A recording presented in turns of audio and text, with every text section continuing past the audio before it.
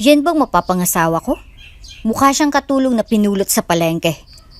Sigaw ni Caleb, ang mayamang tagapagmana na sa pilitang pinakasal sa anak ng yaya ng kanyang lola. Walang class, walang ganda, walang karapatang maging Villa Gracia. Sabay-sabay ng bouquet sa sahig habang pinagtatawanan ng buong entourage ang payak at tahimik na babaeng si Lyra. Ngunit bago pa siya tuluyang apihin, tumayo si Lyra, tuwid ang likod at apoy ang mga mata. Hindi ako pinipilit sa kasalang to, pero tandaan mo, pag akong minahal ng lola mo, ako ng boss mo. Kung bago ka pa lang sa channel neto, ibang kwento ni Ate Jane, istorya mo, ikwento ko. Huwag kalimutang pindutin ang notification bell at subscribe button. Hindi mo pa man alam ang ibig sabihin ng salitang pag-ibig, anak. Minakalaan ng kapalaran para sa'yo. Iyon ang huling bulong ni Lola Meding kay Lyra bago siya pumanaw. Isang pamamaalam na puno ng misteryo. Noon, iniisip lang ni Lyra na guni-guni yun ng isang matandang malapit na sa hangganan ng buhay. Pero hindi niya alam, ang mga salitang iyon ay sisira sa katahimikan ng kanyang mundo. Bago pa siya isilang, may kasunduan ng binuo sa pagitan ng kanyang lolo, si Mang Renato, isang tagapagsilbi ngunit may dangal, at ni Don Hilario Villagracia, ang mayamang patriarka ng kilalang angkan, isang pangakong hindi isinulat sa papel kundi isinilihan ng pagkakaibigan, utang na loob at isang matandang prinsipyo. Ang pamilya ko at pamilya mo kailangang magdugtong. Kaya't kahit wala ng dalawang matanda, nanatiling buhay ang kasunduan, nagsisindi ng apoy sa mga kalansay ng nakaraan. Si Lyra, ngayon ay dalagang tahimik ngunit matapang, ay lumaki sa ilalim ng pangangalaga ng kanyang tiyahing si Ramona, isang babaeng striktang parang bakal kung magbitaw ng salita. At tila may galit sa mundo. Araw-araw ay tinuruan siyang maging presentable, hindi dahil mahal siya ng tiyahin, kundi dahil siya raw ay magiging asawa ng isang Villagracia. Hindi ito usapang biro, Lyra. Mariing wika ni Ramona habang inaayos ang makalumang alahas sa leeg ng pamangkin. Ang pangakong ito ay karangalan, hindi obligasyon. Hindi lahat nabibigyan ng pagkakataong maging bahagi ng Villagracia. Pero hindi ko naman siya kilala, tiya. Mahina ngunit matatag na sagot ni Lyra. At minsan, hindi ko to pinangarap. Hindi mo na kailangang mangarap. Pinangarap na yan para sa'yo ng mga taong mas marunong kaysa sa'yo. Sa mismong araw na iyon, dumating mula sa ibang bansa ang lalaking sinasabi nilang kapalaran niya, si Caleb Villagracia, apo ni Don Hilario, isang lalaking matangkad, mukhang modelo, edukado, may sariling kumpanya sa Singapore, at higit sa lahat, mayabang. Ang kalangitan ng Santorini ay tila isang obra maestrang, pinintahan ng Diyos, bughaw na walang kapantay at puting mga gusaling nakadikit sa mga bangin ng kasaysayan. Dito, sa paraisong ito, dinala si Lyra hindi upang magbakasyon, kundi upang ikadena sa sarili sa isang lalaking hindi siya minahal. Ang tagpo ay isang pangarap para sa marami, isang engagement party sa isang cliffside villa. May live orchestra, mamahaling alak, at damit na inarkila pa mula Paris. Ngunit para kay Lyra, para siyang nilalakad sa altar ng sariling pagkalunod. Sa gitna ng crowd, na may champagne sa kamay, lumabas siya na parang isang nilikhang pilit pinapakinang. Suot niyang isang off-shoulder na gown na putit ginto. Ngunit wala roong kumpiyansa, nakayuko siya, hindi sa hiya, kundi sa bigat ng sitwasyon. At doon siya unang nakita ni Caleb Villagracia. Nakatayo ito sa dulo ng veranda, hawak ang baso ng alak, habang pinagmamasdan siya na para bang isang joke. Seriously? Bulong ni Caleb, ngunit rinig ng marami. Siya ba? Siyang ipapakasal sa akin? Parang bumigat ang hangin. Ang mga bisita ay napatingin kay Lyra, habang si Caleb ay tuluyang lumapit. Yan bang mapapangasawa ko? Mukha siyang katulong na pinulot sa palengke. Sabay tapon ng bouquet sa sahig. Parang may sumabog na bubog sa dibdib ni Lyra. Ngunit sa halip na lumuha, tinapakan niya ang pride niya, pinutol ang bouquet at tumayo ng tuwid sa harap ni Caleb. Hindi ako narito para paligayahin ka, Caleb. Mariin niyang sambit. Pero tandaan mo, kapag akong minahal ng pamilya mo, lalo na ng lola mo, ako nang magiging boss mo. Napuno ng katahimikan ng paligid, maging ang tunog ng violin ay parang nahulog sa bangin ng tensyon. Ang mga mata ni Caleb ay tila nagtangkang sukatin si Lyra. Ngunit hindi niya mabasa ang tapang ng babae sa harap niya. Isang tapang na hindi nasusukat sa ganda o sa lapi, kundi sa dignidad. Kinabukasan, sa isang maliit ngunit marangyang simbahan sa gilid ng bangin, idinaos ang kasal. Ang tanawin ay malapelikula, asul na dagat sa likuran, puting bulaklak sa altar, at liwanag ng araw na kumikislap sa marmol na sahig. Ngunit sa gitna ng kagandahan, malamig ang seremonya. I do. Maikling sabi ni Caleb, walang emosyon. I do. Mihina ngunit buong loob na sagot ni Lyra. Walang halik, walang ngiti. Isang selyo ng pangakong hindi pinili ng puso. Sa honeymoon villa na may tanawing dagat, hindi nagpalitan ng salita ang mag-asawa. Si Caleb ay nagkulong sa silid, habang si Lyra ay nanatili sa terrace, tinatanaw ang mga bituin, tila humihingi ng sagot sa langit kung bakit kailangan magdusa ng pusong hindi naman nagkasala. Ngunit sa gitna ng katahimikan ng gabi, nagising si Lyra sa hampas ng hangin. Lumabas siya sa veranda at nakita si Caleb nakatayo, lasing, nakatingin sa kawalan habang umiinom mula sa bote ng alak. Wala kang plano matulog? Tanong ni Lyra, mahina. Wala rin akong balak manatili. Sagot ni Caleb, hindi siya tinitingnan. Ginawa ko lang to para sa lolo ko, pero pagbalik sa Maynila, ayoko nang makita ka. Hindi sumagot si Lyra. Tumingin siya sa langit, tahimik, saka bumulong. Ako rin naman, hindi pinangarap to. Tumahimik si Caleb. Sa unang pagkakataon, parang may narinig siyang hindi niya inaasahang marinig mula sa isang tulad ni Lyra. Isang babaeng tila pinipintasan ng laya sa labas, pero may lalim sa loob. Kung hindi mo ako gustong makita, bakit ka lumalapit? Tanong ni Lyra habang palapit sa kanya. Dahil gusto kong malaman kung sino ka talaga. Sagot ni Caleb, ngayon nakatingin na sa kanya. Kung bakit sa lahat ng babae, ikaw ang pinili nila. Ang pagitan nila ay naglaho. Isang halik ang tumawid, mainit, malalim at punong-puno ng mga tanong. Hindi ito halik ng pagmamahal, kundi halik ng paglalaban, pagkalito at pagnanasa. At sa gabing iyon, sa ilalim ng buwan ng Santorini, nangyari ang isang gabi ng pagniniig. Isang gabing walang kasiguruhan. Ngunit nag-ugat ng isang lihim na magbabago sa buhay ni Lyra. Ano pa bang gusto mo? Sigaw ni Caleb habang nakatayo sa gitna ng sala. Hawak ang sobre ng checking, inabot niya kanina. Pinakasalan kita, dinala kita sa Santorini. Pinigyan kita ng pangalan at karangalan. Tapos hindi ka pa kontento? Si Lyra, nakatayo sa tapat niya. Nakaakbay sa sariling mga braso na tila ba pinipigil ang sariling pumatak muli ang luha. Karangalan? Sagot niyang may nginig ang tinig. Karangalan ba yung ipamukha mong wala akong kwento sa harap ng mga bisita mo? Na parang isa lang akong kargador na pinagtripan mo?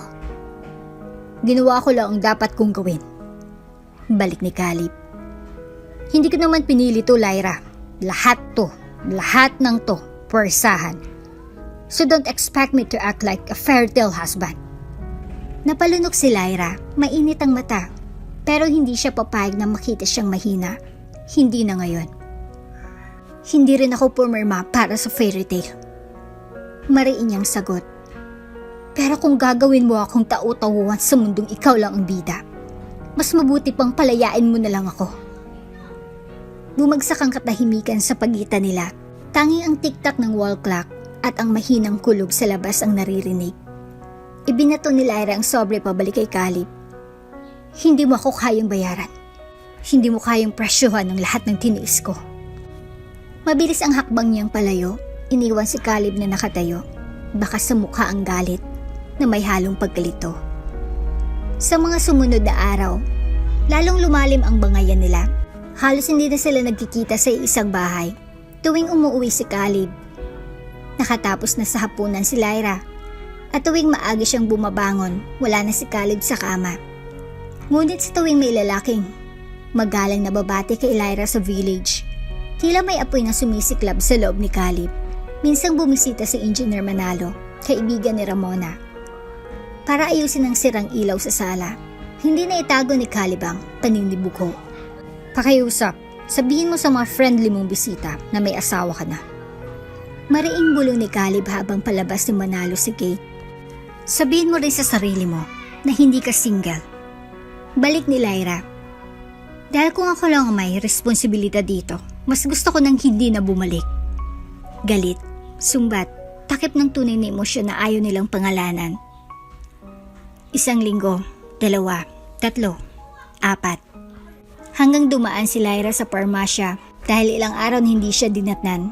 Akala niya stress lang, pagod, gutom.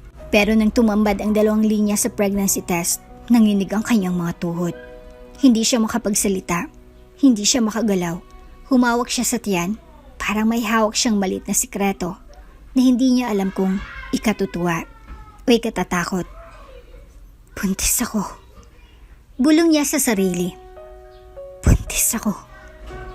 Naisip niya si Caleb pero agad niyang itinanggi sa sariling ideya. Hindi niya kayang harapin ang panibagong panunumbat. Hindi niya kayang ipilit ang isang bata sa isang lalaking hindi man lang kayang tanungin kung kumakain na siya. Pilit niyang itinatagong pagbubuntis. Hindi siya lumalabas, lalo siyang nanahimik. Sa gabi, hawak niya ang tiyan, tila nakipag-usap sa munting buhay sa loob.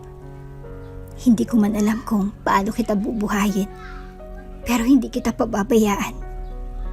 Isang gabi, habang umuulan sa labas, napansin ni Caleb na walang ilaw sa kwarto ni Lyra. Wala rin siyang naririnig na kaluskos. Napaisip siya, pero binaliwala. Hanggang sa bigla niyang narinig ang malakas na lagabog mula sa banyo. Tumakbo siya, bukas ang pinto, at sa loob, nakita niya si Lyra. Nakaupo sa sahig, namumutla, duguan ng palda, at yakap-yakap ang sariling siya na parang pinipilit pigilan ang pag-alis ng isang bagay na hindi niya nakayang pigilan. Lyra. Mabilis siyang lumapit pero bago pa siya makalapit, umiling si Lyra. Wag mo akong hawakan. Napalahod si Caleb. Lyra, anong nangyayari? Walang nangyayari. Mahina pero matalim ang sagot. Hindi mo kailangang malaman. Hindi mo kailangang alalahanin. Tumulang luha ni Lyra, hindi dahil sa sakit, kundi dahil sa lungkot ng pagkawala. Sa gitna ng ulan, ng dugo, at ng panginginig, wala siyang kasama, wala siyang nasabihan, at higit sa lahat, wala siyang masasandalan. Wala siyang pinangarap na anak, pero nang dumating, buong puso niyang tinanggap, at ngayon, nawala na, bago pa man niya ito mahawakan. Hindi sinabi ni Lyra ang totoo kay Caleb. Sa sumunod na araw, nagkunwari siyang nadulas lang, lagnat lang, walang seryoso, at si Caleb, bagamat may kutob, hindi na nagtanong. Sa kanyang silid, humiga si Lyra, napapikit. Ngunit ang katahimikan ay parang sigaw sa loob ng kanyang dibdib. Isang lihim na siya lang ang may alam, isang anak na siya lang ang nagluksa, at isang puso na muling nadurog. Habang ang ama ng bata, hindi man lang nakaramdam ng pagkawala. Maagang umalis si Lyra nang walang paalam. Wala siyang iniwang liham, walang text, walang kahit anong bakas kundi ang tahimik na kwartong tinulugan niya sa mansyon. Naiwan ang isang maliit na larawan ng kanilang kasal sa Santorini. Sa ibabaw ng dresser, nakangiti siya sa litrato, ngunit peke ang lahat. Ang totoo, wala nang natitirang dahilan para manatili pa siya roon. Sa loob ng bus na patimog, tahimik siyang nakaupo, yakap ang isang itim na backpack. Sa loob nito ay ang kanyang mga simpleng damit, isang maliit na notebook, at ang pinakamasakit sa lahat, isang sonogram ng sanggol na hindi niya na mahahawakan. Napatingin siya sa bintana habang palayo ng palayo sa Maynila. Parang unti-unti ring nabubura sa hangin ang lahat ng kanyang hinagpis. Makalipas ang mahigpit 10 oras na biyahe at 2 sakay pa ng tricycle, nakarating siya sa maliit na bayan ng San Gerardo. Isang bayang natatandaan lang ng ilan sa mapa. Ngunit para kay Lyra, ito ang huling pag-asa niyang makahanap ng panibagong buhay. "Lyra!" Bungad ang kaibigang si Faye, sabik at nag-aalala. "Anong nangyari sa'yo? Bakit ang payat mo?" Hindi agad nakasagot si Lyra. Sa halip, napaiyak na lang siya. Isang tahimik na iyak na parang sumabog ang lahat ng pinipigilan niya sa Maynila. Faye hugged her tight. "Tara sa loob. Wala kang dapat ipaliwanag. Basta dito, ligtas ka." Dumaan ang mga araw sa piling ni Faye at unti-unting natutong huminga ulit si Lyra. Tinulungan siya nitong magtinda ng gulay sa palengke. Isang mundong simple, puno ng amoy ng isda, murang tawaran, at halakhak ng mga tinderang walang pakialam sa status mo sa buhay. "Mars, mukhang taga Maynila," sabi ng isang masayang tindera. "Pero ang ganda mong ngumiti ah." "Ngayon lang ulit yan," sagot ni Faye sabay kindat kay Lyra. Sa likod ng mga ngiting iyon, may sugat pa ring naghihilom.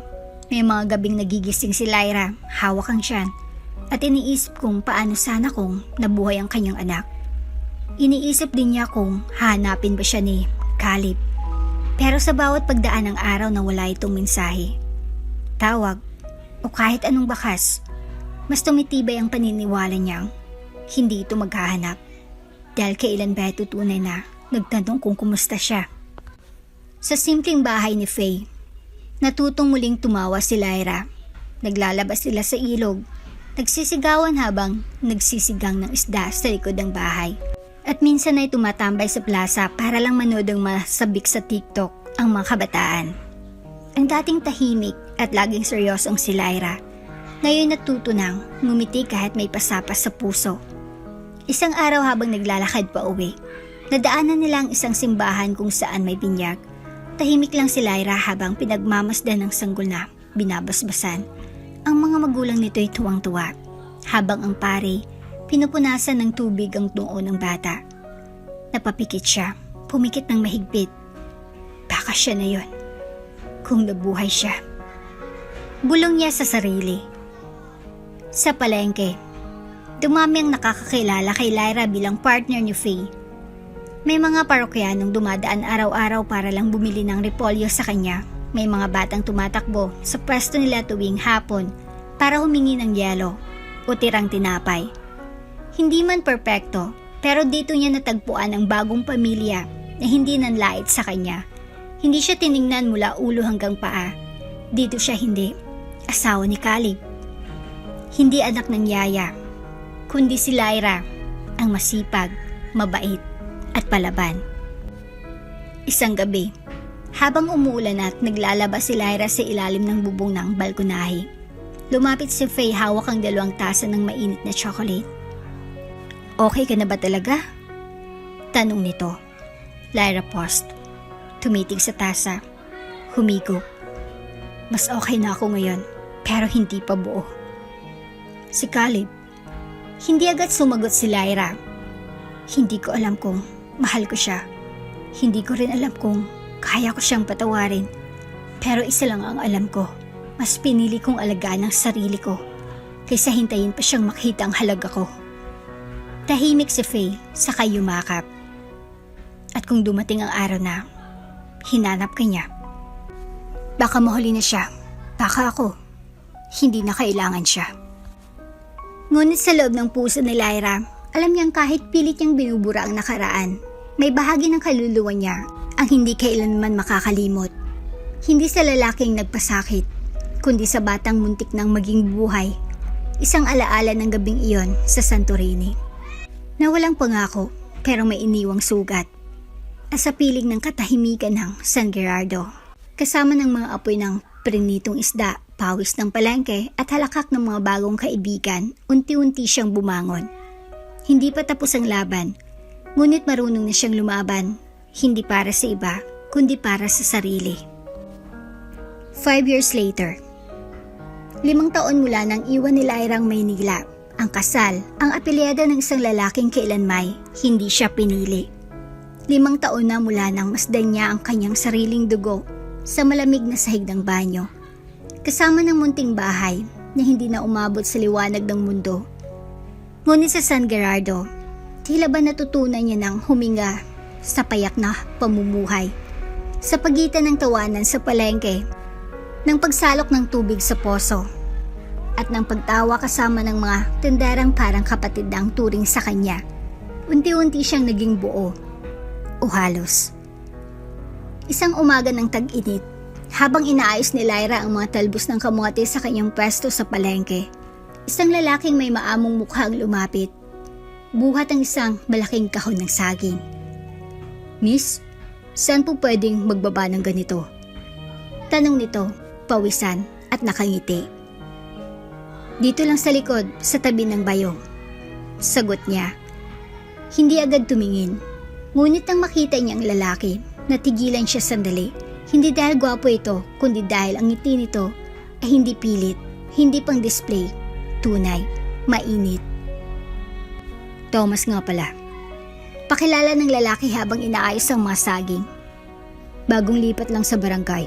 Nag-angkat ba ako ng prutas? Baka pwedeng dito muna ako magtinda."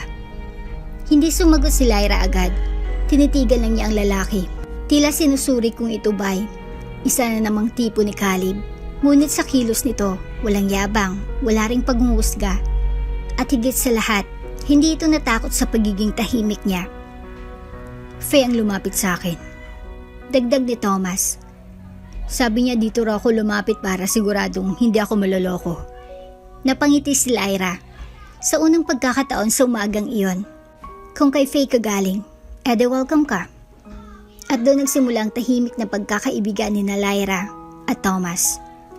Sa mga sumunod na buwan, naging kaagapay ni Thomas si Lyra sa araw-araw. Kasama siyang nagbubuhat ng paninda, minsan ay naghatid sa bahay, at kadalasan ay nagpapatuwa sa mga simpleng kwento. "Alam mo bang, noong bata ako, muntik na akong makagat ng kambing dahil inaghawan ako ng tinapay?" Kwento nito habang nagtatanggal ng balat ng lanzones. "Di ko alam kung dapat kong ikatuwa o ikahiyayan." Natatawang sagot ni Lyra. Ngunit sa kabila ng halakhakan, may bahagi ng puso ni Lyra na tahimik pa rin dumadaing. Sa tuwing makakakita siya ng batang babae na umiiyak, naaalala niya ang anak na hindi niya na nakita. Sa bawat baby shower ng kapitbahay, nagpapalusot siya ng dahilan para hindi umattend. At tuwing napapansin ni Thomas ang pagiging tahimik niya, siya'y tatahimik na lang din, marunong umintindi, hindi nangungulit. Isang gabing payapa, habang magharap silang kumakain ng ginataang kalabasa sa kubo ni Faye, biglang nagsalita si Thomas. "Alam mo Lyra, napansin ko lang, parang buo ka na, parang may piraso kang hindi na bumalik." Hindi siya sumagot, hinayaan niyang magpatuloy ito. "Hindi mo kailangang sabihin kung ano yon. Gusto ko lang malaman mo. Kahit anong kulang pa sa'yo, hindi ka kailanman naging mas mababa sa paningin ko." Tumigil ang kutsara ni Lyra sa gitna ng hapag, nanatili siyang tahimik, pero sa sulok ng kanyang mata, may namuong luha. Hindi niya sinabing totoo, hindi niya binuksan ang kahon ng nakaraan, ngunit sa titig ni Thomas, naramdaman niyang may isang taong handang mahalin kahit ang sirang bahagi niya. Sa paglipas ng mga taon, naging natural na bahagi ng araw-araw ni Thomas. Tinanggap na rin ito ng mga tindera, ng mga kapitbahay, at pati ng mga bata sa palengke. Pero sa puso ni Lyra, maingat siyang bumuo ng pader. Hindi dahil takot siyang magbahal, kundi dahil takot siyang saktan, umawalan muli. Kada taon, sa eksaktong araw ng pagkawala ng kanyang anak, umaalis si Lyra ng maaga. Pumupunta siya sa isang liblib na kapilya sa itaas ng burol. Doon siya nagsisindi ng kandila para sa isang sanggol na hindi man niya nakita, ay minahal niya ng buo. "Kung buhay ka ngayon, 5 taong gulang ka na." Bulong niya sa hangin. "Sana marunong ka nang magbilang." Sana marunong ka rin gumiti. Sa mga panahong iyon, walang sinuman ang kasama ni Lyra, ni Faye, ni Thomas, ni sinuman dahil ang sakit na iyon ay kanya, tanging sa kanya. Ngunit sa bawat pagluha niya sa loob ng kapilya, unti-unti ring nababawasan ang bigat sa kanyang dibdib. Hindi ito ganap na nawala, ngunit natutunan niyang dalhin ito, parang peklat sa balat, andyan, kita, pero hindi na kasing hapdi. Minsang inabot siya ng ulan habang pauwi galing kapilya. Sumalubong si Thomas na may dalang payong. Hindi siya tinanong kung saan galing, hindi rin siya sinita. Tinabihan lang siya sa ilalim ng ulan. At kahit kailan, aniya, hindi mo na kailangang maglakad mag-isa. Hindi siya sumagot pero sa pusong minsang gumuho.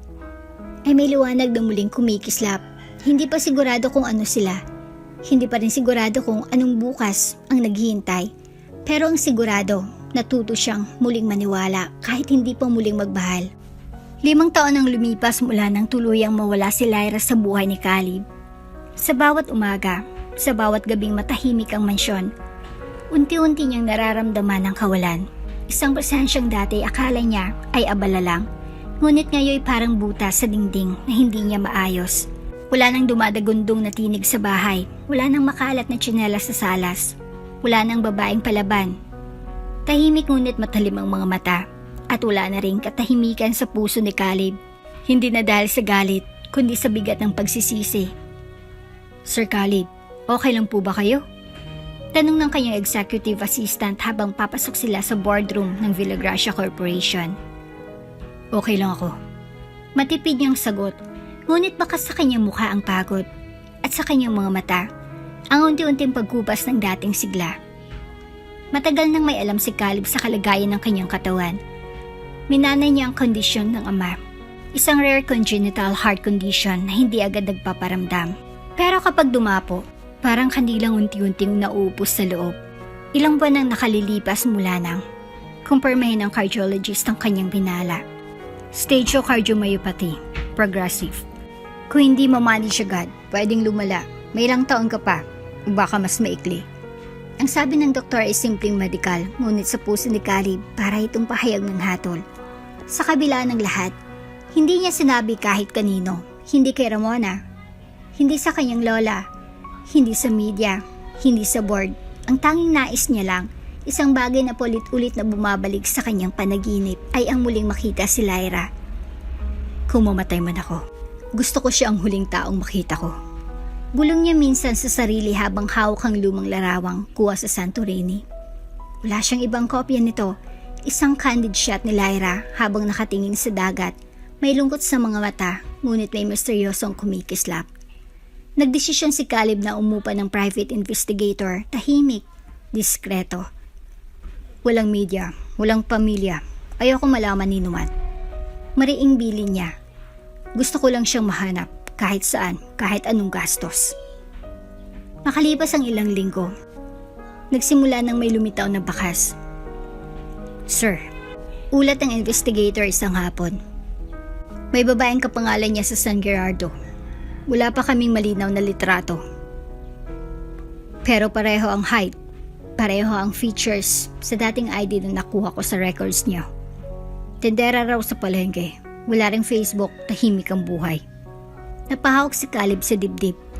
Hindi dahil sa sakit, bagamat naroon pa rin ito, kundi dahil sa kaba. Sa San Gerardo, probinsyang halos hindi niya naririnig, lugar na malayo sa alon ng syudad, tahimik. Mapagkumbaba, ganun din si Lyra. Magsasabi sana siya ng dahilan sa Bordeaux pang umalis. Ngunit pinili na lang niyang mag-leave of absence nang walang paliwanag. Iniwan niyang lahat, negosyo, meeting, papel, yaman. Nagdala lang siya ng ilang damit, gamot, at lumang larawan ng Santorini na laging nasa bulsa ng kanyang coat. Sa biyahe papuntang San Gerardo, hindi may kakailang pagbabago sa kanyang hitsura. Payat na siya, may itim na bilog sa ilalim ng mata, at sa bawat hakbang may bigat, parang may tinik sa kanyang dibdib na unti-unting sumasaksak sa bawat paghinga. Ngunit hindi ito sapat para tumigil siya. Lyra, bulong niya habang nakatingin sa bintana ng van na pauwi sa bayan. Kahit sabihin mong ayaw mo na, kailangan kong marinig yun. Hindi ako papayag na sa panaginip lang kita muling makakausap. Pagdating niya sa bayan, simpleng lodge lang ang tinuluyan niya, walang alingas-ngas. Walang may kilala sa apelyedong Villagracia. Lumabas siya sa palengke ng hapon na iyon. Tila hinahanap ang isang mukha na halos 5 taon niya nang hindi nasisilayan.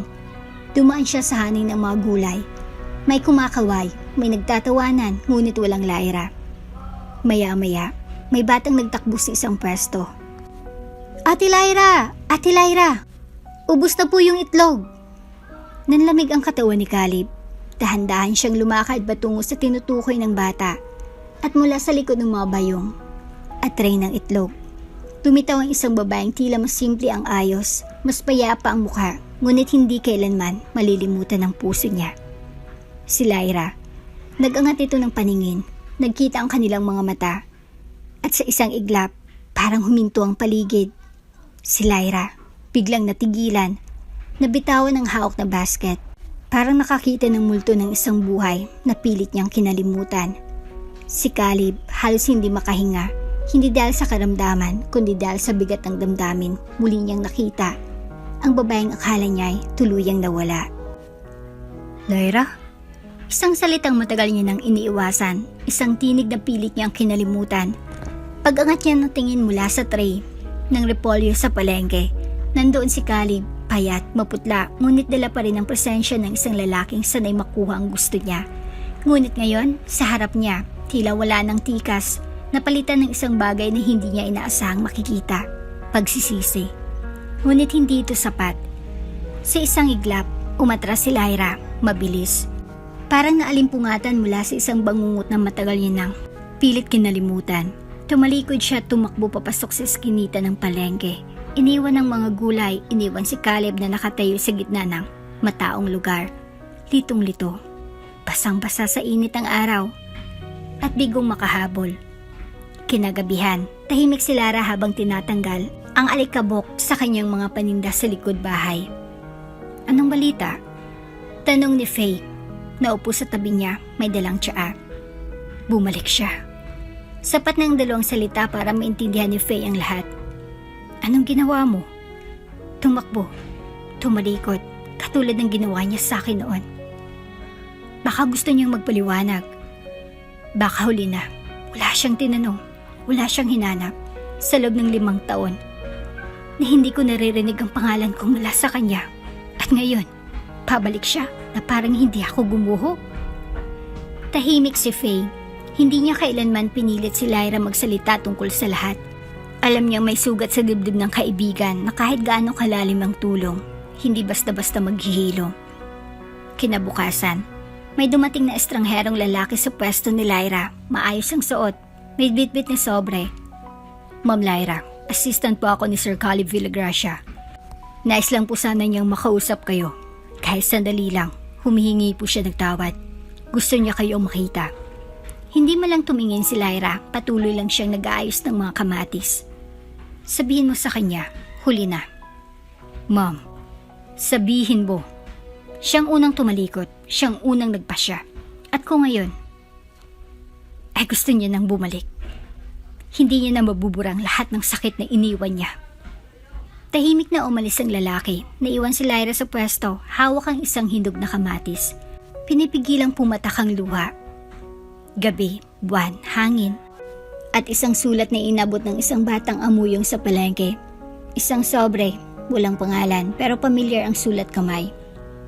Lyra, hindi ko alam kung may karapatan pa akong humingi ng kahit ano mula sa'yo. Pero sana, kahit isang pagkakataon lang, marinig mo ako. Alam kong nagkamali ako. Alam kong sinaktan kita sa mga panahon na dapat sanay. Karamay mo ako. Wala akong ipapangakong. Kaya kong itama lahat. Pero gusto kong subukang bumawi. Kung wala na talagang natitira sa akin, kahit galit, tatanggapin ko. Pero sana, malaman mong pinagsisihan ko ang lahat. Caleb. Walang luha, wala ring ngiti. Isinuksok ni Lyra ang liham sa ilalim ng kanyang drawer, sa tabi ng pinakahuling sonogram ng anak na hindi kailanman nabigyan ng pagkakataong mabuhay. Kinabukasan, dumating si Caleb sa palengke. Lyra, pakiusap. Isang saglit lang. Tahimik ang paligid. Mga tendera ay unti-unting nagbawas ng boses. Ilang mata ang nakatutok. Hindi mo na kailangan magpaliwanag. Mahinang sabi ni Lyra. Wala ka nang babalikan dito.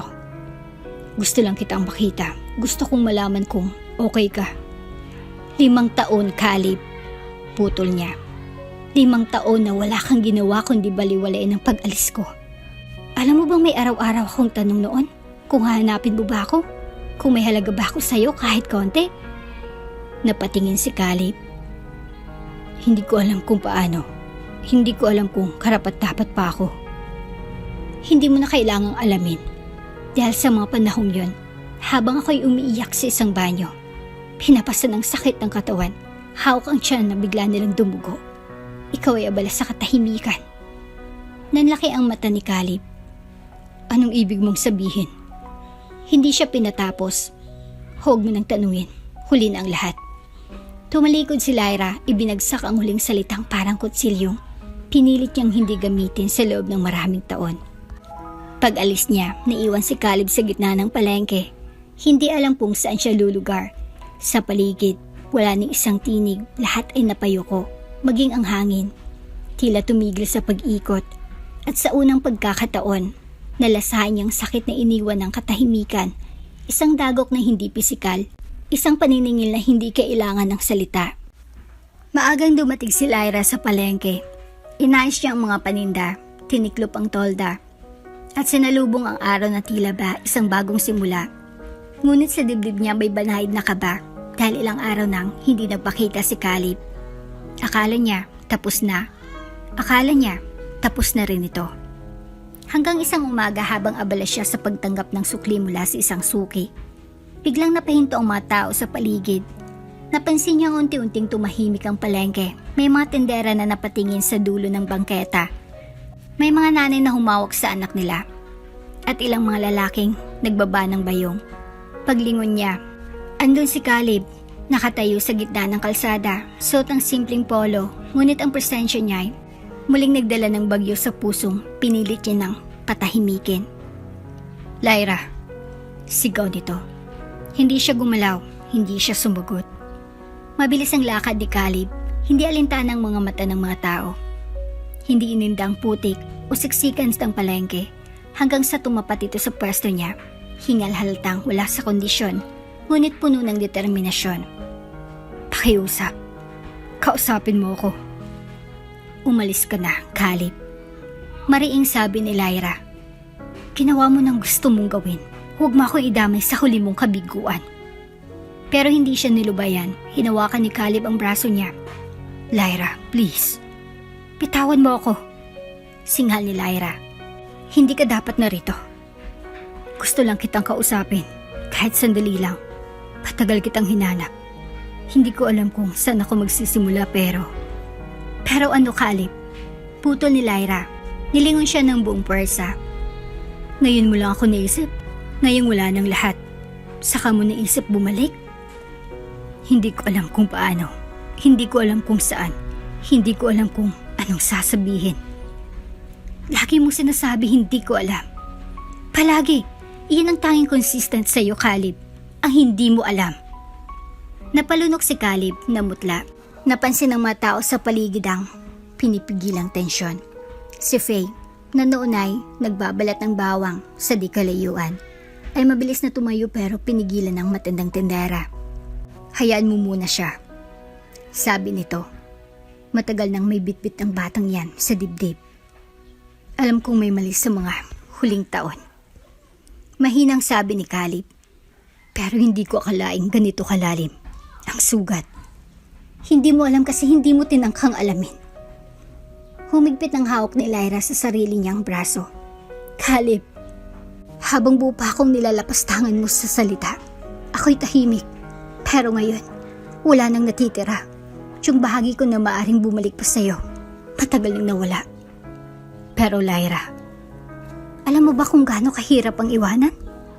Sabay tingin niya sa kanya, diretso, matalim. May mga gabi na hindi ko alam kung paano ko tinawid. Hindi mo kailanman tinanong kung okay ako. Hindi mo malang tinangkang hanapin ako noon.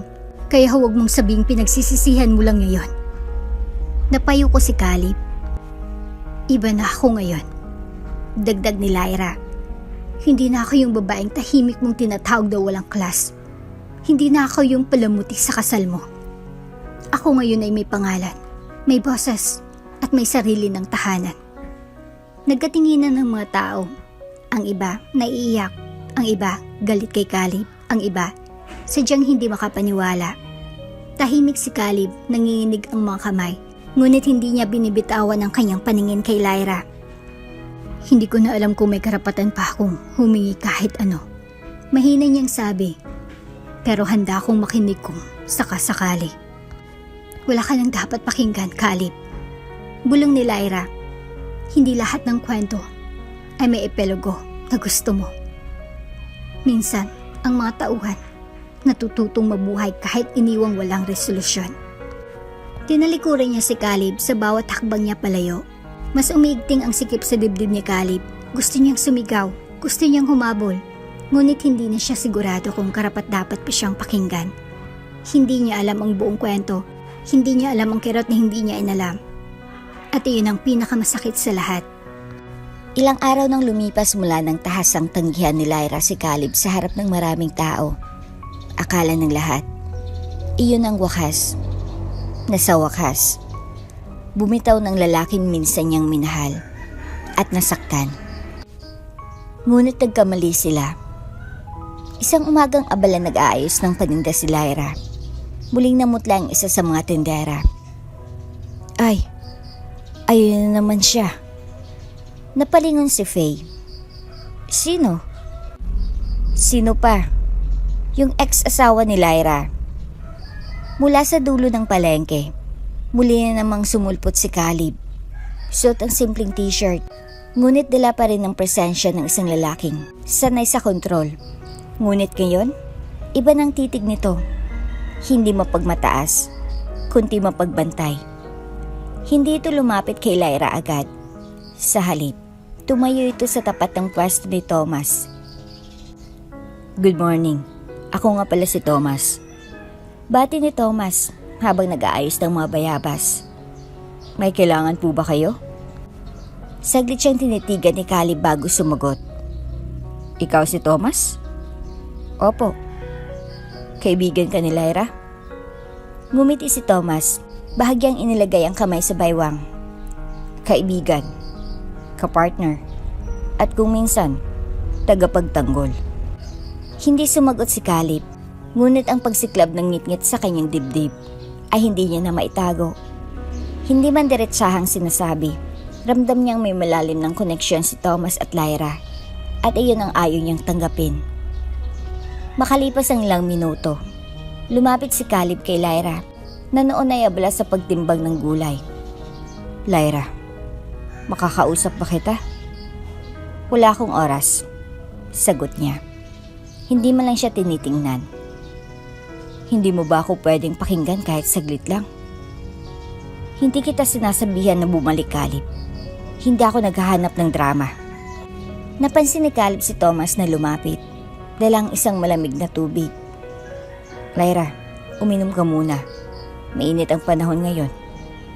Malambing na sabi ni Thomas habang inaabot ang bote. Kitang-kita ni Caleb kung paano ngumiti si Lyra. Hindi man malapad, ngunit totoo. At doon na siya tuluyang napuno. Thomas, sandali nga lang. Sabat ni Caleb, mahigpit ang tono. Nagkatinginan silang dalawa. May problema ba, sir? Tanong ni Thomas, hindi nawawala ang mahinahong ngiti. Bakit laging nandito ka sa tabi ni Lyra? Dahil hindi siya dapat mag-isa. Sagot ni Thomas, diretsahan. Hindi niya kailangan ng tagapagtanggol. Hindi nga, pero minsan kailangan niya ng taong hindi siya iiwan. Tumigil si Caleb. Ramdam niyang pinipigilan na lang siya ni Lyra na magsalita pa. Caleb, singit ni Lyra. Umalis ka na. Hindi mo kailangang bantayan ang bawat kilos ko. Hindi ba ako may karapatang malaman kung sinong palaging kasama ng asawa ko? Tanong ni Caleb, hindi na mapigilan ng galit. Asawa mo? Ulit ni Lyra, unti-unting lumalalim ang boses. Saan banda, Caleb? Sa apelyedo? Sa papel? O sa alaala ng kasal na ikinahiya mo? Hindi nakasagot si Caleb. Nakatitig lang siya kay Lyra habang unti-unting nawawala ang lakas ng kanyang boses. Tanggapin mo na. Hindi ka na bahagi ng buhay ko ngayon. Bulong ni Lyra. Maya-maya, biglang napahawak si Caleb sa dibdib niya. Hindi malakas ang kilos, ngunit pansin ni Lyra ang biglaang pagbagal ang paghinga nito. Caleb? Wala to. Mahinang sagot ng lalaki. Init lang siguro. Ngunit alam niya, nararamdaman niya, ilang linggo nang palala ng palala ang mga ganitong sandali. Paghingal, paminsang sakit sa dibdib. At mga gabing hindi siya makatulog sa tindi ng kabog ng puso. Hindi niya kayang sabihin kay Lyra, hindi pa ngayon. Bumalik si Caleb kinabukasan. At kinabukasan pa, hindi siya bumibitiw. Palaging nasa paligid, tahimik kung minsan, mapagmasid. At minsan ay nag-aalok ng tulong kahit hindi tinatanggap. Minsan ay nakita siyang bitbit ang isang sako ng patatas para kay Faye. Minsan ay nahuli siyang nakaupo sa gilid ng palengke. Tahimik na pinapanood si Lyra mula sa malayo. Hindi ito ang Caleb na kilala nila noon. Pero para kay Lyra, hindi pa rin sapat ang pagsusubaybay para mapawi ang sugat ng nakaraan. Hindi mo ako maibabalik sa dati, Caleb. Sambit niya minsan, hindi tumitingin sa kanya. Hindi mo ako maibabalik sa taong handang magmahal ng buo. Hindi ko naman gustong ibalik ka. Gusto ko lang malaman mo na hindi ako susuko ngayon. Sa likod ng pagpupursige ni Caleb, nagsisimula na ring lumitaw ang takot. Takot na hindi lamang sa pagiging huli, kundi sa posibilidad na may taning na ang panahon niya na hindi pa niya sinasabi kahit kanino. Hindi pa siya handang tanggapin. Pero bawat madaling araw, naginigising siya ng mabilis na tibok ng puso. Paulit-ulit ang tanong sa isip niya. Aabutan ko pa ba siyang patawarin ako? At kung hindi, may saysay pa bang pagising kinabukasan? Gusto ko lang siyang makausap, Faye. Hindi ko nahilingin ang pagmamahal niya. Gusto ko lang humingi ng tawad, hindi sa salita, kundi sa kilos. Kahit ilang linggo lang, dito sa inyo. Tahimik si Faye habang nakaupo sa mahabang bangkito sa balkonahe. Hawak niyang tasa ng kape. At sa harap niya si Caleb. Huwag mong gawing charity case ang paghingi ng tawad, Caleb. Sagot ni Faye. Hindi simpleng sorry ang kailangan dito. At hindi lang pusong winasak mo, buong pagkatao niya. Alam ko. Bulong ni Caleb. Kaya ako nandito. Gusto kong maramdaman niyang may tao ring handang manatili kahit wala siyang ibalik. Huminga ng malalim si Faye. Sige, pero pag napansin kong nasasaktan na naman siya, ikaw mismo maglalakad paalis. Tumango si Caleb. Oo, Faye. Yun ang huli kong gustong mangyari. Kinagabihan, pagbukas ni Lyra ng pinto, isang familiar na boses ang bumati sa kanya mula sa loob. Good evening. Napapitlag siya. Pagpasok niya sa sala, nandun si Caleb. Nakaupo sa maliit na sopa, hawak ang basang tuwalya sa batok. Suot ang isang sando at shorts at nakatingin sa kanya na tila batang nahuli sa paninilip. Anong ginagawa mo rito? Tanong ni Lyra, nanginginig ang boses. Pansamantala akong pinatuloy ni Faye. Hindi para guluhin ka, kundi para... Ngumiti siya, payak at walang yabang. Para bumawi kung papayagan mo. Walang kailangang bawiin. Sagot ni Lyra, tumalikod at diretsong pumasok sa silid. Pero sa pintig ng puso niya, alam niyang nagsisinungaling siya. Dumaan ng mga araw na tila isang pelikulang paulit-ulit ang eksena. Gigising si Lyra, makikita si Caleb sa kusina. Minsan naghuhugas ng pinggan, minsan nag-aalok ng kape. Hindi siya mapilit, hindi siya maingay, pero palaging naroon. Tahimik, tinitiis ang distansyang inilalagay ni Lyra sa pagitan nila. Hanggang sa isang gabi, dumating ang bagyo. Mula sa hapon pa lang ay mabigat ng ulap. Pagdating ng alas 8 ng gabi, sumabog ng unang kulog. Malakas, matalim, parang galing sa ilalim ng lupa. Sa loob ng bahay, Nagkukumpuni ng mga lumulutang na lumang tabo, si Caleb sa lababo. Si Lyra naman ay nasa silid, nakaupo sa kama, nanginginig. Bawat kulog ay tila punglo sa kanyang alaala. Lahat ng kanyang pinagtakpan, biglang bumabalik. Muling lumakas ang kulog, kasunod ng biglang pagpatay ng kuryente. Isang sigaw. "Faye!" Tawag ni Lyra mula sa loob ng silid. Pero hindi si Faye ang lumapit, si Caleb. Dahan-dahan niyang binuksan ang pinto, hawak ang flashlight. "Lyra?" Nakaupo si Lyra sa gilid ng kama, nanginginig, takot na takot. "Okay ka lang?" Lumapit siya, ngunit hindi siya sinagot ni Lyra. "Minsan, kapag umuulan, bumabalik lahat." Bulong niya. "Lahat ng sakit, lahat ng iniwan mo." Hindi siya umiyak, pero ang boses niya ay punong-puno ng luha. "Lyra." Lumuhod si Caleb sa harap niya. "Hindi ko kayang baguhin ang nakaraan, pero nandito ako ngayon.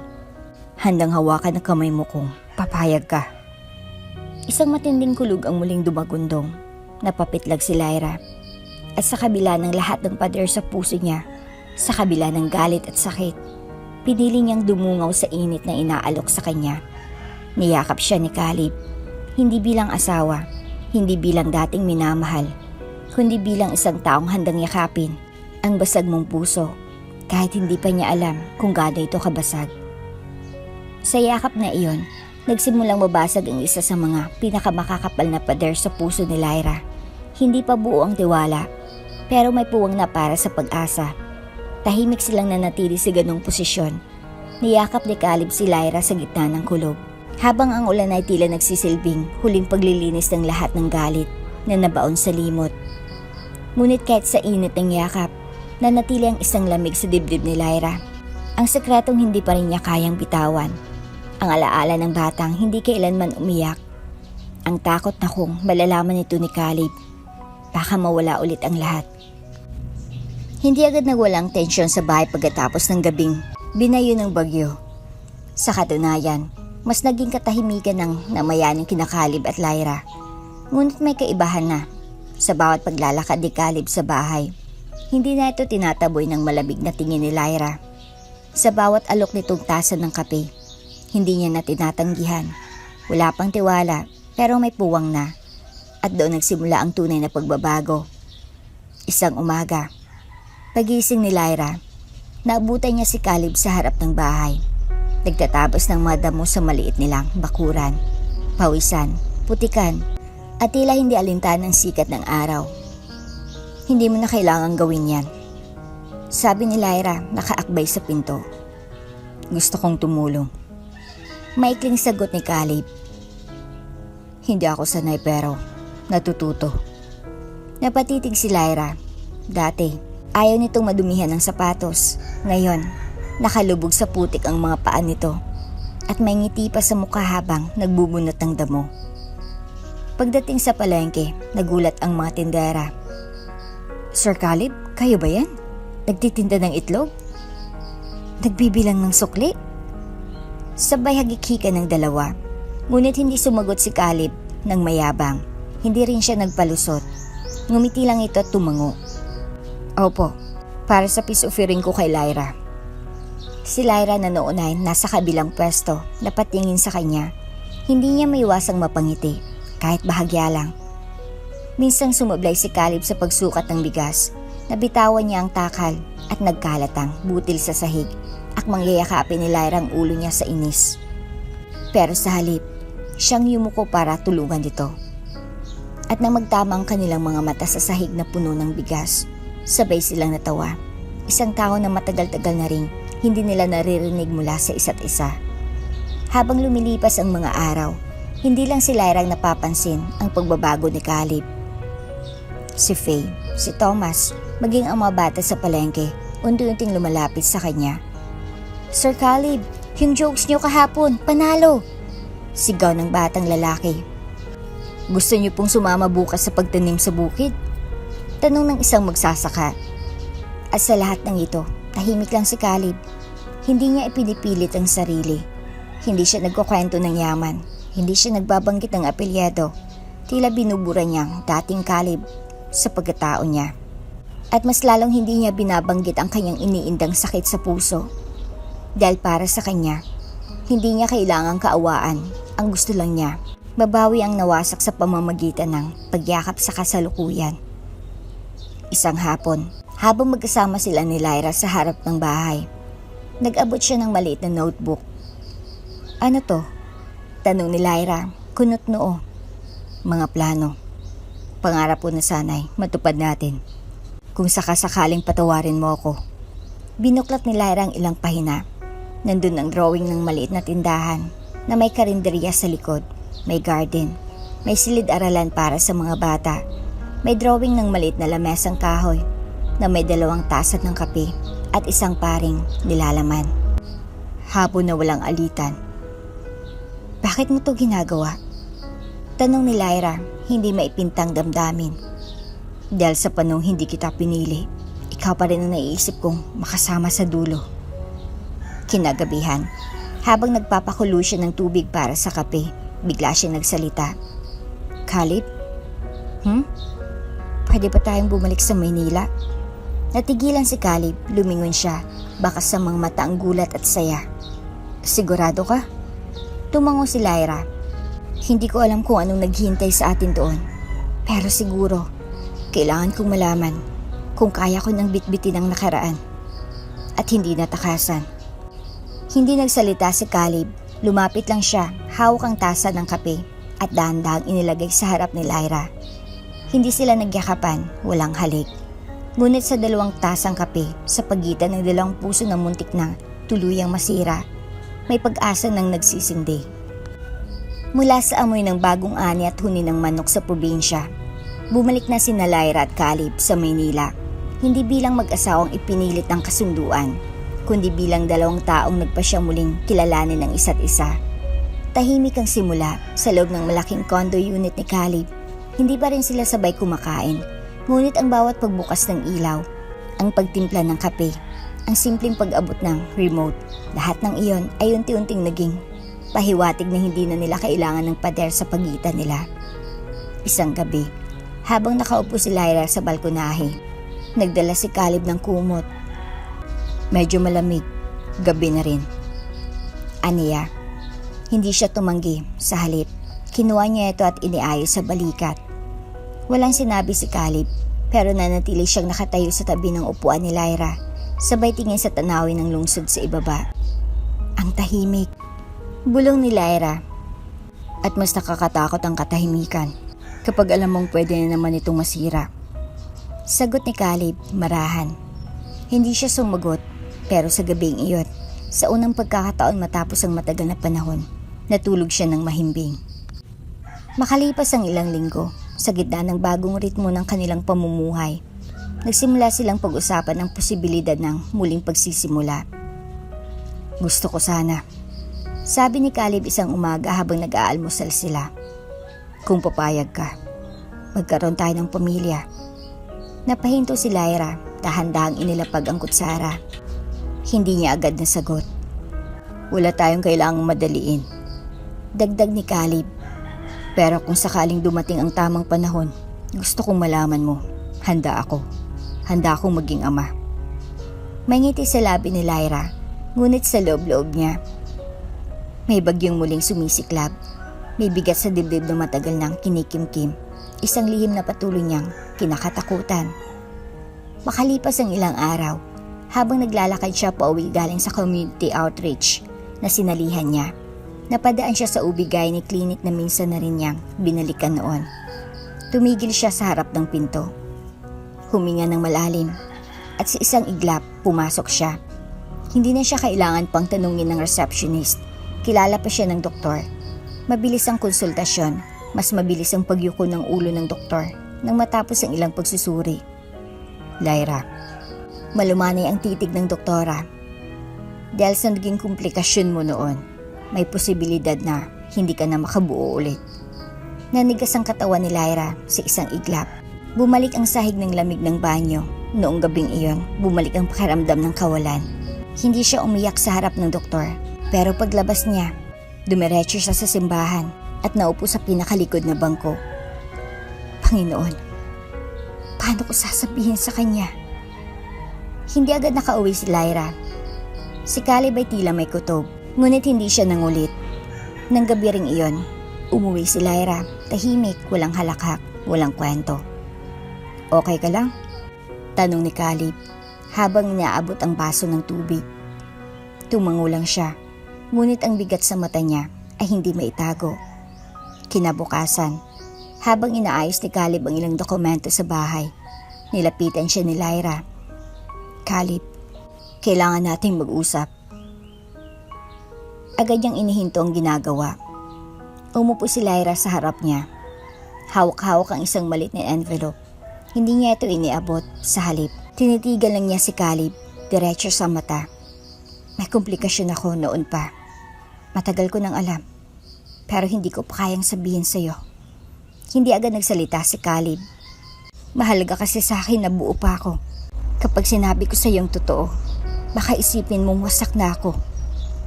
Lyra, hindi ko na kayang magkaanak, Caleb. Halos hindi na mapigil ang luha niya. Hindi ko na kayang ibigay sa iyo ang pamilyang gusto mo. Tahimik si Caleb, matagal. Nakasandal lang siya sa upuan, hawak ang baso ng tubig. Hanggang sa dahan-dahan siyang tumayo, nilapitan si Lyra, lumuhod, at hinawakan ang mga kamay nito. Wala akong sinabing gusto kong magkaanak para lang maramdaman kong buo tayo. Gusto kong magkaanak dahil gusto kong lumago ang pagmamahal natin. Pero kung ang buhay tayo lang, sapat na yun.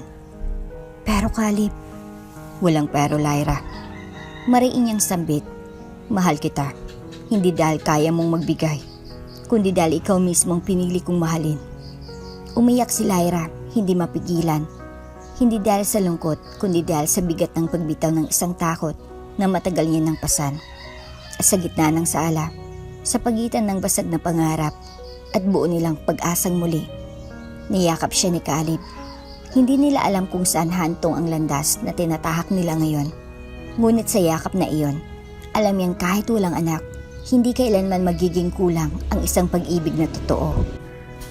Isang umaga ng linggo, habang nag-aalmusal sina Caleb at Lyra sa maliit na veranda ng kanilang kondo, biglang tumunog ang doorbell. Nagkatinginan sila, hindi sila umaasang may bisita.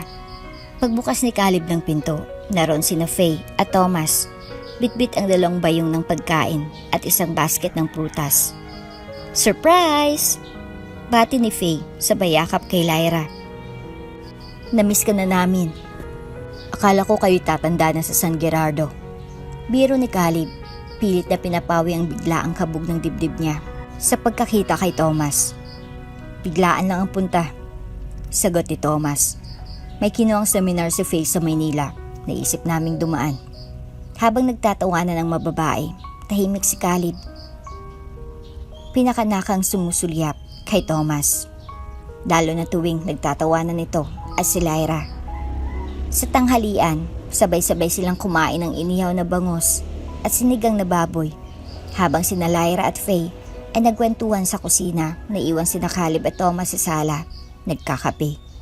Tahimik, malamig ang hangin mula sa bintana, ngunit sa loob ni Caleb, may apoy ng kaba na matagal nang nananahimik. Kaya't sa wakas, nagsalita siya. Thomas.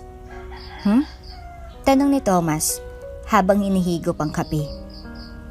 May gusto sana akong aminin. Tumigil si Thomas, tumingin sa kanya. Mahal ko si Lyra, sabi ni Caleb diretso, walang paligoy. At natatakot akong mawala siya. Aaminin ko. Naiilang ako tuwing nandyan ka kasi alam kong sa mga panahong wala ako, ikaw ang nandyan para sa kanya. Hindi sumagot si Thomas agad, bagkus ngumiti ito ng banayad. Sa wakas, sabi niya, buti naman at sinabi mo na. Napakunot ang noo ni Caleb. Anong ibig mong sabihin? Nararamdaman ko na matagal na. Alam kong mahal mo siya. Ramdam ko yon sa paraan ng tingin mo sa kanya. Sa paraan ng paninindigan mo kahit minsan parang gusto mo nang bumigay. Pero, ikaw, si Lyra. Nais pa sanang ituloy ni Caleb, ngunit pinutol siya ni Thomas. Walang dapat ipag-alala, Caleb. Alam mo kung bakit? Nagkibit balikat si Caleb. Dahil kahit kailan, kaibigan lang ang turing sa akin ni Lyra. Walang higit pa roon. Wala ring naging pag-asa. At matagal ko nang tinanggap iyon. Napalunok si Caleb. Talaga? Tumango si Thomas. At isa pa, napangiti ito, bahagyang namula. May iba na akong napupusuan ngayon. Nanlaki ang mata ni Caleb. Sino? Tumawa si Thomas. Sa Faye. Parang nabunutan ng tinik si Caleb. Napatigil siya. Saka napailing na natawa sa sarili. Akala ko ako lang ang pinagsakluban ng langit kapag magkasama kayo ni Lyra. Sabay sabing may halong hiya. Hindi. Sagot ni Thomas. Sa totoo lang, hanga ako sa'yo. Dahil kahit lahat ng tao, mas pinili ka niyang tanggapin ulit. Nagtagpo ang tingin nila, walang tensyon, walang yabang. Isang respeto sa pagitan ng dalawang lalaking parehong dumaan sa mundong pinasok ng isang babaeng naghilom ng sugat sa katahimikan.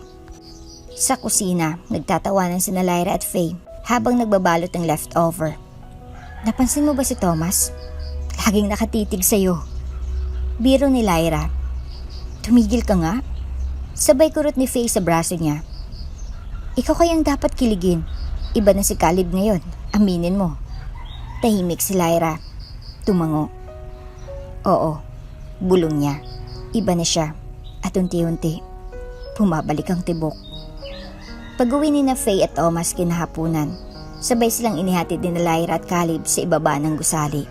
Doon, bago sumakay ng taxi si Thomas, lumapit siya kay Caleb at tinampik ito sa balikat. Alagaan mo siya, Caleb. Hindi lahat nabibigyan ng pangalawang pagkakataon. Tumango si Caleb. Salamat. Pag-akyat nilang muli sa unit, tahimik si Lyra habang inaayos ang tasa ng kape sa kusina. Lumapit si Caleb, humawak sa bewang niya mula sa likod. Bakit ganyan ang ngiti mo? Tanong ni Lyra. Wala na akong tinik sa dibdib. Bulong ni Caleb. Ngumiti si Lyra. Wala na ring pangamba sa puso ko. At sa sandaling iyon, tila isang piraso ng langit ang bumaba sa pagitan nila. Wala pang seremonyas, wala pang pangakong binigkas, pero sa mga mata nilang nagkatinginan, malinaw na. Ang dati nilang nasirang tahanan, unti-unti nang nabubuo muli.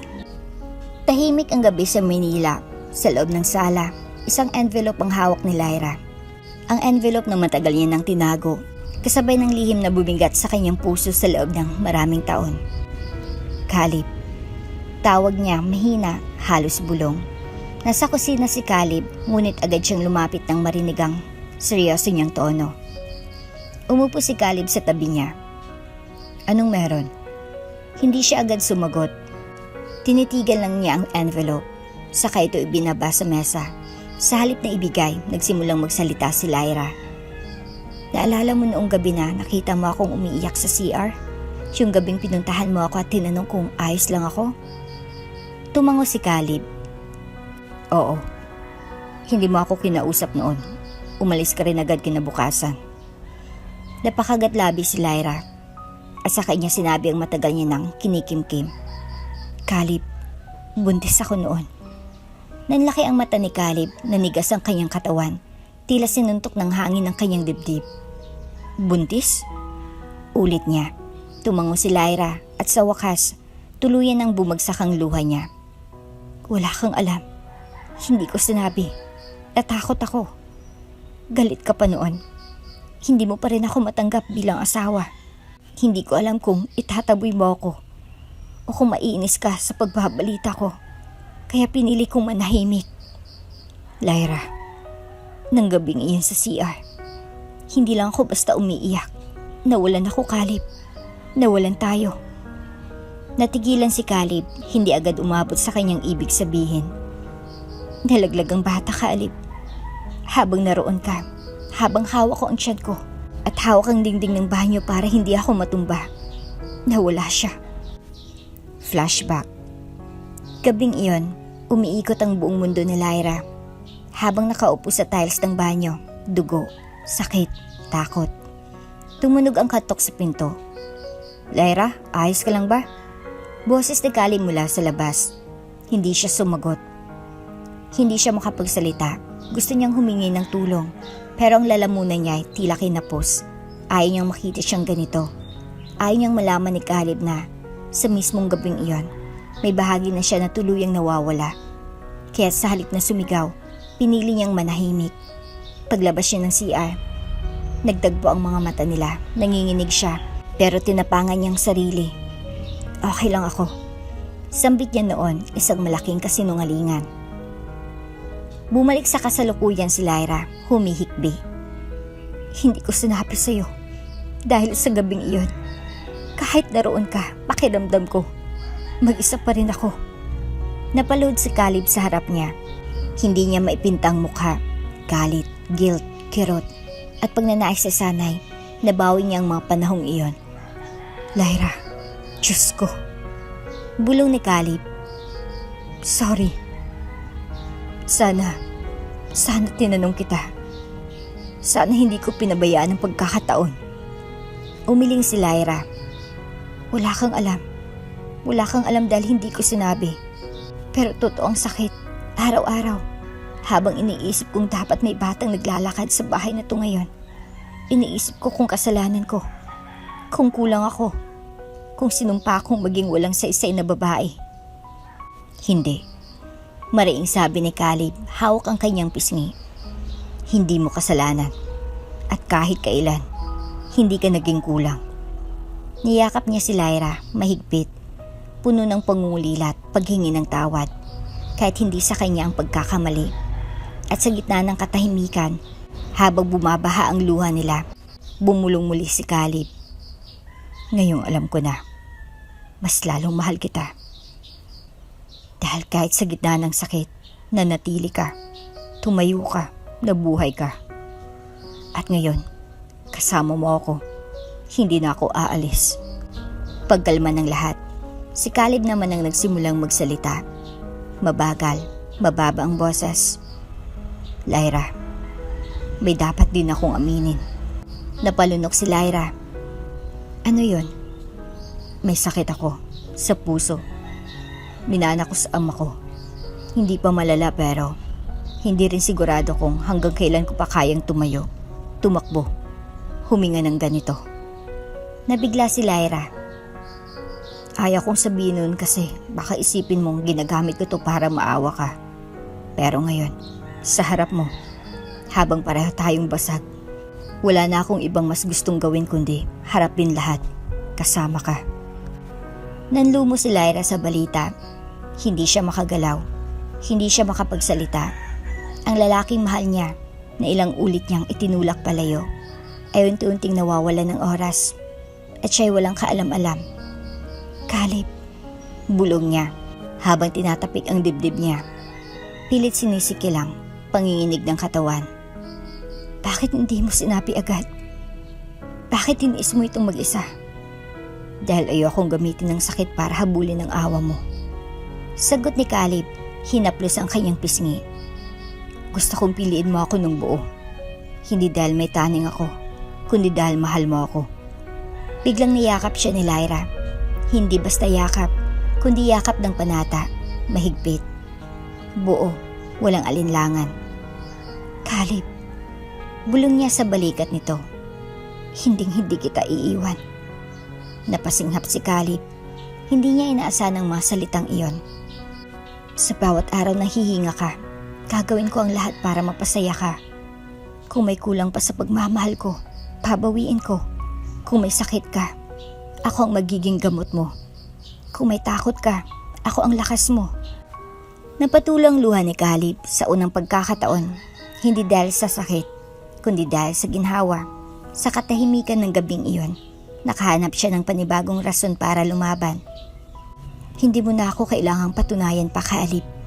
Sabi ni Lyra, nakatitig sa kanyang mga mata.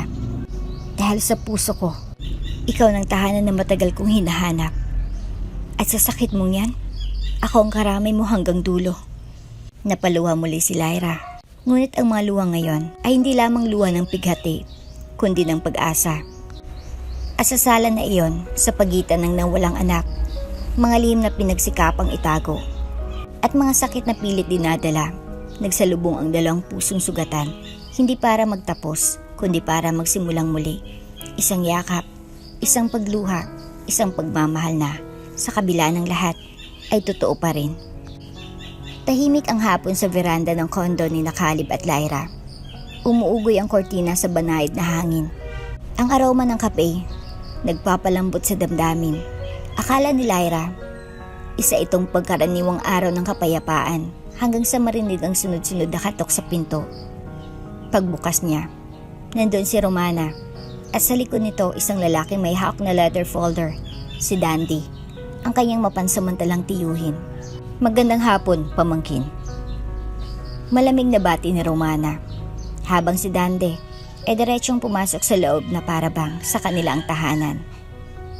Anong ginagawa niyo rito? Tanong ni Lyra, naninikip ang dibdib. Napag-alaman naming nagkabalikan na kayo ni Caleb. Wika ni Dandy, may halong panlilin lang sa tinig. Napapanahon na siguro para pag-usapan ang dapat naming makuwang suporta. Suporta? Nanlaki ang mata ni Lyra. Oo, sabat ni Romana. Sa lahat ng inambag naming pagpapalaki sa iyo, sapat na siguro ang 5 milyong piso para hindi kami manggulo. Nanginig si Lyra. Wala kayong karapatan, wala kayong puso. Lahat pinagdaanan ko, lahat ng hapdit gutom, galing sa inyo. Oy, huwag kang mag-astang biktima. Singit ni Dandy. Kung hindi dahil sa amin, wala kang naabot. Utang mo sa amin ang buhay mo. Ulang utang ang batang sinaktan, pinagbuhatan, at ipinagpalit sa pera. Singhal ni Lyra. Bumunghalit ang tao si Dandy. Aba, lumalaban ka na ngayon. Saan mo ba nakuha yung tapang na yan? Kay Caleb? Bago pa makasagot si Lyra, isang malakas na sampal ang dumapo sa kanyang pisngi. Hindi ito mula kay Romana, kundi kay Dandy mismo. Wala kang kwentang babae. Sigaw nito. Kung hindi mo kami kayang bayaran sa mas mabuting usapan, pwede naman sa pilitan. Ramdam ni Lyra ang kirot sa pisngi, ngunit mas matindi ang kilabot sa loob ng dibdib. Napaatras siya. Nagtangkang tumakbo patungo sa kwarto, ngunit muling hinawakan ni Dandy ang braso niya. Mahigpit, madiin.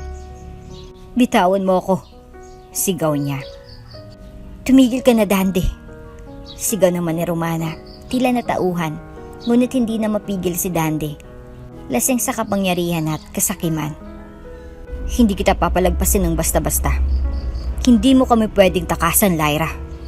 Ngunit bago pa muling manakit si Dandy, isang tinig ang tumama sa hangin, mahina ngunit matalim. Bitawan mo siya. Nasa hallway si Caleb, pawisan, nanginginig. Ngunit nanlilisik ang mga mata, dahan-dahan siyang lumapit. Isang kamay ay nakatukod sa dingding para suportahan ang sarili. Bitawan mo siya. Caleb, sigaw ni Lyra, nangingilid ang luha. Ito na palang prinsipe mo. Ngisi ni Dandy. Mahina na to. Hindi mo na nga kayang lumakad ng diretsyo. Ito pang ipaglalaban ka? Ngunit hindi natinag si Caleb, bagkus itinulak ang sariling pasulong. Wala akong pakialam kung mas malaki ka sa akin, kung mas malakas ka. Pero sa sandaling ito, ako ang lalaking mahal niya. At hindi ako papayag na saktan mo siya, kaya't ikamatay ko pa. Napahinto si Dandy, si Romana ay natahimik. Si Lyra, nanlalambot sa takot at pagkabigla, ay lumapit kay Caleb. Caleb, tama na. Huwag mong pilitin ang sarili mo. Ngunit tinapik ni Caleb ang kamay niya. Hindi mo kailangang ipagtanggol ako, Lyra. Ngayon, ako ang dapat magtanggol sa'yo. Tumalikod siya kay Lyra at hinarap si Dandy. Kung gusto mong makuwang kahit anong halaga mula sa amin, kailangan mo munang dumaan sa akin. Pero tandaan mo to, Dandy, wala kang makukuha. Dahil wala sa bangko ang yaman na binuo namin. Nasa tiwala, nasa pagmamahalan. At yan, hindi mo mabibili. Kapag hindi ka umalis ngayon, tatawag kami ng pulis. Mariing sabi ni Caleb. Napangiti si Dandy, ngunit sa likod ng ngisi niya ay takot na sa mata ng lalaking handang mamatay para sa babaeng mahal niya. Hindi pa to tapos. Sigaw ni Dandy bago tuluyang lumabas, hila-hila si Romana. Nang makalabas sila, biglang napaluhod si Caleb, hawak niya ang dibdib. Hinahabol ang hininga. Caleb, Sigaw ni Lyra, agad lumuhod sa tabi niya. Diyos ko, huminga ka mahal. Okay lang ako. Bulong ni Caleb, pinipilit ngumiti. Worth it iyon. Niyakap siya ni Lyra, mahigpit. Buong lakas ang kanyang puso. Hindi ko nahayaang mangyari ulit yun. Hindi ka na masasaktan. Ako nang mag-aalaga sa iyo, Caleb. Ako nang magiging lakas mo. At sa pagkakaupo nila sa sahig ng kanilang tahanan, pawis, luhaan, at hinihingal, naroon ang dalawang pusong buo, kahit sugatan, dalawang taong mas piniling protektahan ng isa't isa kaysa sumuko sa takot. Doon nakita ni Lyra ang lalaking handang mamatay para sa kanya, at sa parehong sandali, napagpasyahan niyang siya naman ngayon ang mabubuhay para kay Caleb. Hindi ba man tuluyang humupa ang sugat sa pisngi ni Lyra? Inayos na ni Caleb ang lahat ng legal na hakbang. Sa tulog ng abogado ng pamilya ng Villagracia, ipinakulog si Dandy sa kasong physical assault, blackmail, at emotional abuse. Mabilis ang naging proseso. May mga lumutang na testigo sa probinsya, mga kapitbahay na dati ring biktima ng pananakit at pananakot ni Dandy. Isa-isang boses ang nagsanib para sa hustisya. Samantalang si Romana tahimik na bumalik mag-isa sa lumang apartment na dati nilang tinutuluyan. Ilang linggo matapos ang insidente, dumating ito sa bahay ni Lyra. Hindi dala ang dating tikas, hindi nakaayos, wala ng makeup, wala na rin kapal ng mukha, kundi isang matandang babaeng bit-bit, ang basang supot ng tinapay, at lahat ng bigat ng kanyang konsensya. Hindi ako magtatagal, bungad ni Ramona. Hindi makatingin ng diretso kay Lyra. Gusto ko lang humingi ng tawad. Tahimik si Lyra. Sa likod niya naroon si Caleb, pero hindi siya sumingit. Hinayaan niyang si Lyra ang humawak sa sarili niyang desisyon. Nagawa ko yun. Hindi dahil gusto kong manakit. Pagpapatuloy ni Ramona. Kung may natira man akong kabutihan sa puso, alam kong kinain yun ni Dandy. At pinilit ko nalang lunukin ang takot ko sa kanya sa tagal ng panahon. Napalunok si Lyra. Ang damdaming akala niyang galit lang. Gayon ay halo-halong awa, pangunawa, at kirot. Mabait ka pa rin, kahit kailan. Sabay abot ni Ramona ng supot ng tinapay. Ito lang ang kaya kong iabot, pero sana, kaya mong patawarin ako, hindi lang bilang tiyahin, hindi lang bilang nakaraan, kundi bilang isang taong pagod na ring mabuhay sa galit. Dahan-dahang lumapit si Lyra, tinanggap ang tinapay, at kasabay nito, ang paumanhin. Tia Ramona, hindi ko malilimutan ang lahat ng ginawa mo, pero naniniwala akong kahit ang mga pusong pinatigas ng sakit, kayang lumambot kung bibigyan ng pagkakataon. Pinapatawad na kita. Ramdam ni Caleb ang pangingilid ng luha ni Ramona. Wala nang nasabi pa kundi, salamat anak. At tuluyang umalis. Ilang buwan nang lumipas. Ang buong paligid ay puno ng puti, pilak at asol. Ang hardin ng isang lumang ancestral mansion ay muling nabuhay sa gitna ng mga bulaklak, violin music, at pag-indak ng hangin. Hindi na itong kasalang puno ng pilitan at panunuya. Ngayon, ito ay kasalang bunga ng matibay na desisyon ng pinanday ng luha at ng pag-ibig na pinili araw-araw. Si Lyra, sa kanyang simple ngunit eleganting gown, ay hindi ng babaeng tinawag na mukhang katulong. Siya ngayon ang babaeng piniling mahalin, hindi dahil sa utos ng mga lolo, kundi dahil siya mismo ang puso ng tahanan. Si Caleb, bagamat hindi pa lubusang malakas, ay tila nagniningning sa altar mula sa harap. Tinitigan niyang dumarating na si Lyra at walang ibang laman ang mga mata kundi buong-buong pagmamahal at pangakong hindi na kailanman bibitiw. Nang magtagpo ang kanilang mga kamay, kapwa sila napangiti, hindi dahil sa excitement, kundi dahil alam nilang napagdaanan na nila ang lahat. Wala nang atrasan ha? Biro ni Lyra, bahagyang naiiyak. Gayon pa? Sagot ni Caleb, kung kailan ikaw ng dahilan kung bakit araw-araw pa rin akong humihinga. Sa harap ng ilang piling bisita, sina Faye, Thomas, mga kaibigan sa probinsya, ilang staff ng Villagracia Foundation, muling ikinasal sina Lyra at Caleb. Ngayon ay hindi na bilang tagapagmana, at obligado, kundi bilang dalawang pusong sinubok ng tadhana at nagpasyang manatili. Matapos ang kasal, hindi sila lumipad sa ibang bansa. Sa halip, sinimula nilang Villagracia Reyes Foundation, isang tahanan at scholarship center para sa mga batang ulila at batang inabuso. Kung hindi tayo mabibigyan ng sariling anak, wika ni Lyra habang binabantayan ang mga batang masayang naglalaro, gagawa tayo ng daan para maging mas magulang sa mas marami. Si Caleb, nakaupo sa tabi niya, hinawakan ng kanyang kamay. Minsan nakala ko, mawawala na ako sa mundo nang hindi ko man lang naranasang magmahal ng buo. Pero dumating ka. Nagkatinginan silang dalawa. Sa pagitan nila, naroon ang isang tahanang hindi na kailangan ng pintuan dahil sa mga mata nila, naroon ang langit. At kung tatanungin mo si Lyra kung masaya na siya, ito ang isasagot niya. Masaya ako kasi minahal ko siya sa panahong halos wala na siyang lakas. At minahal niya ako kahit sa panahong pakiramdam ko'y wala akong halaga. At kung tatanungin mo si Caleb kung anong hindi niya pinagsisihan sa buong buhay niya, yung araw na pinili kong ipagtanggol siya kahit ako'y nanghihina na. Kasi sa araw ding yun, pinili niya akong alagaan habang buhay. At ang simula ng isang buhay na hindi perpekto. Pero ito ang buhay na totoo, puno ng luha, sakit at paghilom. At isang pag-ibig na kahit kailan, hindi na muling iniwan. Makalipas ang ilang buwan mula sa muling kasal nina, Caleb at Lyra, tahimik na namuhay ang dalawa sa piling ng mga batang kanilang tinutulungan sa itinatag nilang foundation. Simple lang ang araw-araw, pagtuturo sa mga bata, pagbisita sa ospital ni Caleb para sa regular check-up, at gabi ng katahimikan sa veranda. Habang magkahawak ng kamay, wala silang reklamo, wala na rin silang hiningi pa. Ngunit isang umaga, isang bagay hindi inaasahan ni Lyra. Pagmulat ng kanyang mata, agad siyang napatakbo sa banyo. Mabilis ang pintig ng kanyang dibdib. Nasusuka siya, inakala niyang pagod lamang o naalimpungatan sa dami ng trabaho. Pero ilang araw itong nasundan, nanghihina, lumalambot ang tuhod, may kirot sa dibdib na parang pamilyar na. Hindi pwede. Bulong niya sa sarili. Imposible. Ngunit dinala siya ni Faye sa klinika. Walang Caleb. Ayaw muna niyang umasa. Pagbalik ng doktor, hawak ang resulta ng ultrasound. Tinitigan si Lyra ng may ngiti at gulat.